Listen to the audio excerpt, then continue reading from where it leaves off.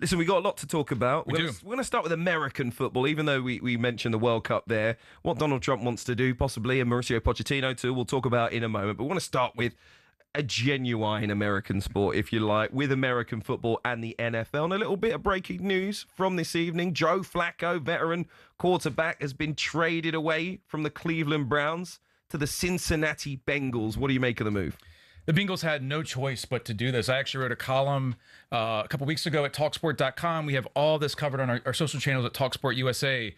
The Cincinnati Bengals have one of the best quarterbacks in the NFL in Joe Burrow, but Joe Burrow can't stay healthy. And so if you're going to pay that much money, $50 million plus a year, and have all that talent and bring all these guys back, you can't have one of the worst quarterbacks in the NFL, which they have had in Jake Browning. So when we actually spoke to Dan Graziano, NFL Insider, had it at talkSPORT.com, and he at the time said the Bengals were not going to do anything. But obviously when you keep losing, you have all this other talent, you have to do something. Joe Flacco is a proven veteran. He was just benched by the Cleveland Browns. They just played this last weekend at Tottenham. I was there with Sam Matterface calling on Game Day Live. And, you know, it was obvious that the rookie Dylan Gabriel, this was his job now. Joe Flacco was a veteran backup. He's won a Super Bowl. He's highly experienced. He's highly respected. He's a perfect answer for Cincinnati as kind of a bridge quarterback until Joe Burrow comes back. It does mean a man that's got a lot of headlines throughout the year, Shedeur Sanders, is one step closer to being a quarterback on the field. If anything happens to Dylan Gabriel, we don't want it to, obviously, but he may well finally get his shot, which a lot of fans have been waiting for. He really does divide opinion. You are 100% right on that. I mean, that's the next thing I was going to say is that, so Joe Flacco, he gets traded, which I think is no one was talking about that this morning. So that's kind of the beauty of live sports, right? And all of a sudden it's Dylan Gabriel, who's a rookie, who could get injured anytime, could get benched anytime, and Shedeur Sanders would then theoretically be one decision, one play, one snap away. I've never seen a quarterback like Shedeur Sanders in all my years, 2 decades of covering the NFL, 4 decades or so of being on planet Earth, who's a third-string quarterback, who's a fifth-round pick, who's never done anything, who is this popular. I mean, he's one of the most popular players in the NFL, and technically he had no shot of playing at Tottenham Hotspur Stadium this last week, and so he is now one play away. He's got a lot of talent. He's also Deion Sanders' kid. I mean, he's got swagger. He's electric.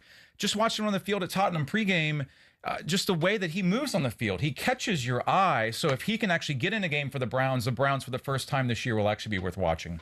Yeah, absolutely. Let's talk a little bit about the sport as en masse, I guess, in Europe in particular as well, because we've just been at the Tottenham Hotspur Stadium. The Vikings played the Browns, second of 6 matches in Europe this season. We're going to be going back to the Tottenham Hotspur Stadium as well. We'll be at Wembley, the Olympic Stadium in Berlin, Santiago Bernabeu as well, of course, in Madrid. There's now been 42 NFL matches in London since 2007.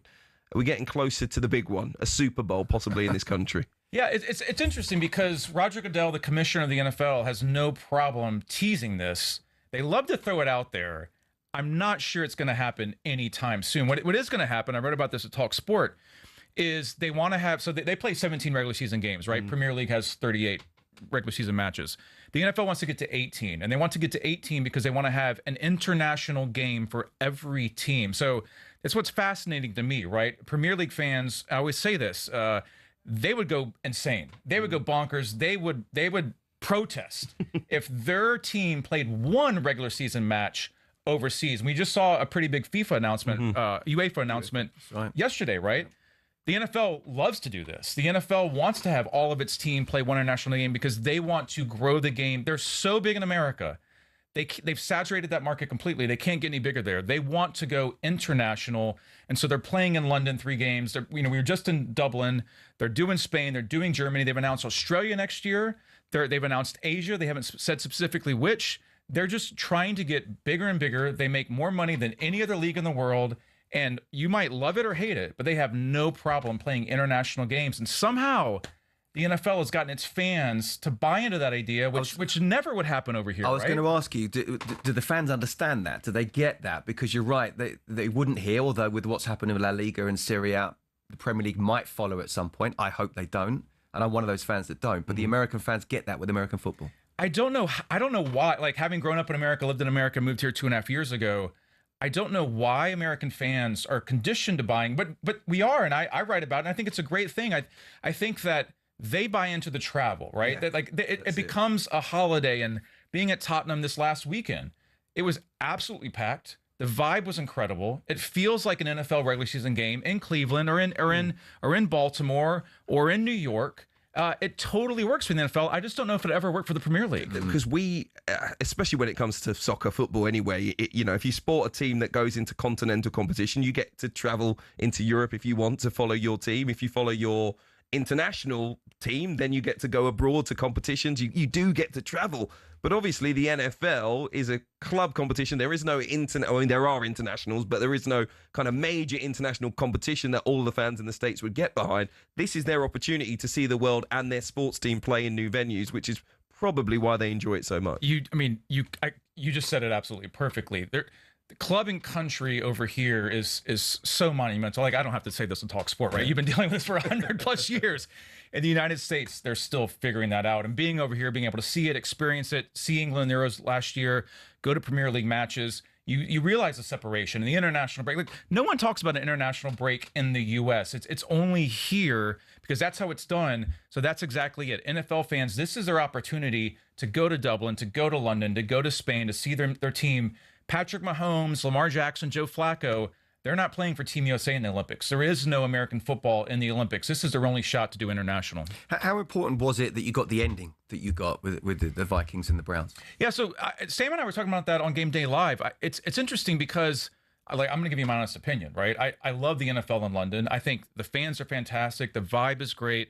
The matchups aren't really that good. The third game this year at Wembley is really good on paper. The Los Angeles Rams versus the Jacksonville Jaguars, who just beat Mahomes and the Chiefs last night.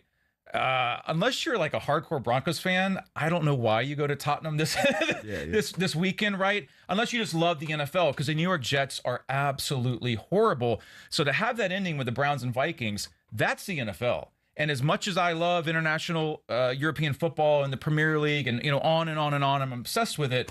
I still think the end. Now I'm not sure it's better than Chelsea Liverpool in the last minute, but I still think the ending for an NFL game in the last couple minutes, the drama that creates, the tension, it's so drawn out. I do think that's hard to beat in the world in sports, and fans at Tottenham absolutely loved it. Kevin O'Connell didn't exactly do what Enzo Maresca did, but he did say his brain hurts after the game, didn't he? Yeah, no, he really, really did. There's so much drama and there's so much tension, but yeah, I've never seen an NFL head coach do anything like Enzo Maresca did at Stamford Bridge on Saturday. On AM, on DAB, via the talkSPORT app, and on your smart speaker. talkSPORT.